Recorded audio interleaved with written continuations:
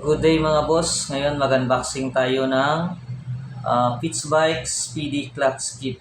Yan po. Sa may mga Aerox and Max Click at saka Muse 40 na problema sa dragging dahil sa clutch bell at saka lining. Ito po ang pinakamagandang solusyon. So marami namang dahilan ng dragging, pero kung yung dahilan ng pag-dragging ng motor nyo ay dahil sa clutch bell at clutch lining, ito yung pinakamagandang recommended na solusyon para sa dragging.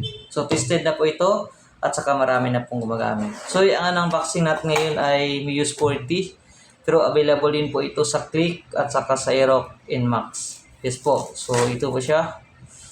Yan. Pitts Bike carbon na clutch lining. So carbon po itong material na lining, and then napakaganda ng quality nito guys. Tested and proven na po. Marami nang gumagamit dito. Then ang clutch bell niya is ito. Sun-blasted. Yan, sun-blasted na bell. Dahil ang sun-blasted na bell po ay ng Pitts Bike, ang sun-blasted ng bell ng Pitts Bike po ay compatible lang po siya dito sa carbon lining. So dahil itong sun-blasted na bell ni Pitts Bike, pag i-combine mo siya sa ibang lining ni Pitts Bike na copper at saka Kevlar, hindi po siya compatible dito sa sun-blasted, dahil dito po yung pinaka-the best na lining para dito sa ating clutch bell na sun-blasted.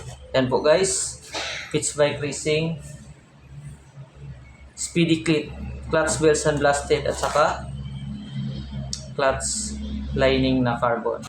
So, yun lang guys. Kung may mga tanong pa kayo, PM lang po kayo sa Pitts Bike page sa Facebook. And then, please follow, like, and share.